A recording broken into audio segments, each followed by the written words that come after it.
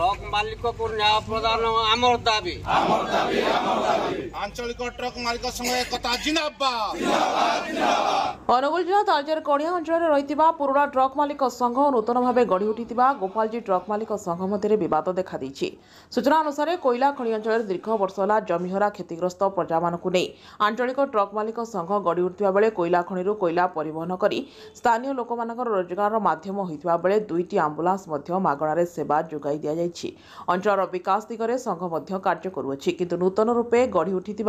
Gopalji truck मालिक संघ कणियारे रही कोईला खଣି अंचल विशृंखला सृष्टि करने सह ट्रक मालिक संघ पक्षर होता नियम को बेखातिर करुवा अभियोग आनी पुराणा ट्रक मालिक संघ याक उभयों मध्य बद लगी रही बेले यार समाधान पर पुराणा ट्रक मालिक संघ पक्षर कणिया प्रकल्प अधिकारी और जिला प्रशासन को अवगत कर खूब शीघ्र यार समाधान करानगले आगामी दिन में संघ आंदोलन को ओह्लैब बोली आज एक सांबादिक सम्मेलन माध्यम चेतावनी देइछन्ति पुराणा ट्रक मालिक संघ सभापति शाश्वत शांतिस्वरूप प्रधान संपादक आलोक साहू उकालू साहू। ଏହି ସାମ୍ବାଦିକ ସମ୍ମିଳନୀରେ ଆଞ୍ଚଳିକ ଟ୍ରକ୍ ମାଲିକ ସଂଘର ସମସ୍ତ ସଦସ୍ୟ ଉପସ୍ଥିତ ରହି ସହମତି ପ୍ରକାଶ କରିଥିଲେ। तो मो परिचय है आलू Kumar Sahu original truck owners association secretary. दीर्घ 3 वर्ष है जो प्रकार अंचल आम कम कर आसुचु कि विभिन्न लोक रोजगार बाट देखु एटा को परिकल्प भाव से रोकवा चेष्टा कर किसी न्यस्त स्वार्थ गोष्ठी पचर किसी कुचक्री लोक थी ये एसोसिएशन को बदनाम करने रीतिमत गोटे प्लां कर बाबद आम प्रेस मीट द्वारा जनईदेवा चाहूँ कि जहाँ कि आम इनकार आम आपण मान सहयोग करने चाहूँ आम आम एसोसिएशन लीगल हिसाब से चली आगू को चलो किंतु बदनाम करने पछरे जो मैंने अच्छा एग्नेस्ट केमती दृढ़ कार्यानुष्ठान नहीं अंचलवासी दृढ़ जवाब देवार ये हूँ प्रयास। देखो ये दीर्घ 3 वर्ष है आंचलिक ट्रक ओनर एसोसिएशन गठन हवा पर अनेकांश आम बेकार युवक मैंने नियोजित होती विशेषकर यही खणीर चतुर्पार्श्वर थिबा गाँ गुड़ी को बर्तमान से पाल भिड़ा आम समस्त को नियोजित कर 8-10टी गाँ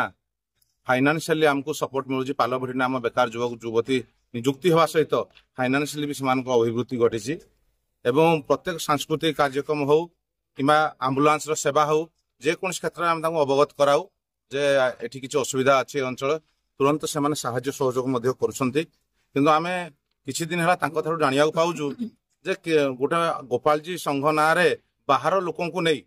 गोटे संघ कराई जो संघ माने कि किछि सदस्य यही संघरू से बाहरी जाइछन्ति निज स्वार्थ पाई बोली किंतु 95% संघर सदस्य एठी रही से सदा सर्वदा ये अंचल सेवा जोगे आसुचंती तेणु ए अंचल आंचलिक क्षतिग्रस्त लोक गाँ भी निष्पत्ति नहीं आज भी तांकर बैठक अच्छी निष्पत्ति नहीं जे ट्रक आंचलिक जो सेवा चली से सेवा अब्याहत रहू ए संघ सबुदिने एठी लोक मान सेवा सुविधा जोगे दे आसू तेणु ए संघ को बदनाम न करा जाऊ एभली प्रशासन जदि संघ किसी खराब काम करुच्ची प्रशासन तार तदंत करू एवं संघ ना जो बदनाम करा जाउची ताकू सेतरु जो भाई माने करूछन्ती से निवृत्त रू। देखो दीर्घ 3 वर्ष हम आम अंचल बेकार युवक युवती माने खंडे खंडे ट्रक करी रोड सेल माध्यम आम कोईला परिवहन करी आमर जीविका निर्वाह करी आसुलु किंतु आम अंचल शांति बजाय रखी यही ट्रक परिवहन दीर्घ 3 वर्ष है करुचु अंचल सांस्कृतिक सामाजिक कार्यक्रम रे निजको भी सामिल करुचु अंचल कौड़ी कौ रोगीर असुविधा हेले ताकू साहाय्य करवा फ्री आम्बुलांस सेवा एपरी सेवा जोगैवा सहित आमर आम जीविका निर्वाह कर आसु किंतु दीर्घ 10-15 दिन हम किछि न्यस्त स्वार्थ व्यक्ति से माने गोटे संघ गठन करी बारंबार आम संघ को बदनाम करने चेष्टा कर निजर स्वार्थ से कौन अच्छी आम तो बुझीपारुनु किंतु आमको बारंबार बदनाम करा जाउछि अंचल रे शांति बजाय रखा परिवर्ते अंचल को केमती अराजकता सृष्टि करा जिवो गुंडाराज करी ट्रक मालिक पेट को केमती नात मरा जिवो एवं निजर स्वार्थ साधन करी ट्रक मालिक को भड़ा पाइबारु वंचित करा जिवो एमती विभिन्न प्रकार मसुदा चलाउछन्ति एवं बारंबार सामाजिक गणमाध्यम आम शुणा पाइलु आम संघ को से टाणी आमको बदनाम कर तो से आम आज से जनवाई चाहूँ जे जदि कौन प्रकार समस्या अच्छी तार तदंत प्रशासन पुलिस समस्त करंतु गत 2 दिन पूर्व एठी प्रोजेक्ट ऑफिस सामने गोटे गंडगोल है ସେଥିରେ ସେମାନେ ନିଜର ନିଜ ନିଜ ଭିତରେ କ'ଣ ଗଣ୍ଡଗୋଳ ହେଲେ ସେଥିରେ ଆମମାନଙ୍କୁ ବି ଟାଣିଲେ, ସଂଘକୁ ସେଠିକି ଟାଣି ଅନନେସେସରି ଆମକୁ ବଦନାମ କରିବା ସହିତ କେମିତି ଏ ସଂଘ ଭାଙ୍ଗିଲେ କି ଏ ଅଞ୍ଚଳରେ ଶାନ୍ତି ଭାଙ୍ଗିଲେ ଆମେ କେମିତି ଏଠି ପଶି ପୁଣି ତା ଭିତରେ ତାଙ୍କ ଗୁଣ୍ଡାରାଜ ଚଲେଇବୁ ତାଙ୍କର ସେ ଯୋଜନା ଚଲେଇଛନ୍ତି। ଏଠି ଆମେ ଦାବି ରଖୁଛୁ ଯେମିତି ଆମେ ପୂର୍ବରୁ ଶାନ୍ତି ଶୃଙ୍ଖଳାର ସହିତ ଚଲାଉଥିଲୁ ଗାଡ଼ି ସେଇଭଳି ଏଠି ଗାଡ଼ି ଚାଲୁ ଏବଂ ଯୋଉମାନେ ଯାହା ଅଭିଯୋଗ କରୁଛନ୍ତି ସେ ଅଭିଯୋଗକୁ ପୂର୍ଣ୍ଣ ଭାବରେ ପ୍ରଶାସନ ତାକୁ ଇନକ୍ୱାରି କରୁ, ତଦନ୍ତ କରି ଯଦି ସେଥିରେ ଯିଏ ଦୋଷୀ ଅଛି ତା ଉପରେ ଦୃଢ଼ କାର୍ଯ୍ୟାନୁଷ୍ଠାନ ଗ୍ରହଣ କରାଯାଉ ଏବଂ ଯିଏ ମିଥ୍ୟା ଆରୋପ କରୁଛି ଯଦି ସେ ମିଥ୍ୟା ଆରୋପୀଙ୍କ ଉପରେ ମଧ୍ୟ ଦୃଢ଼ କାର୍ଯ୍ୟାନୁଷ୍ଠାନ ଗ୍ରହଣ କରୁ।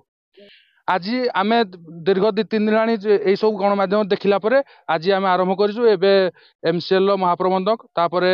IIC SP ଜିଲ୍ଲାପାଳ ସମସ୍ତଙ୍କୁ ଅବଗତ କରିବୁ ଏ ବିଷୟରେ।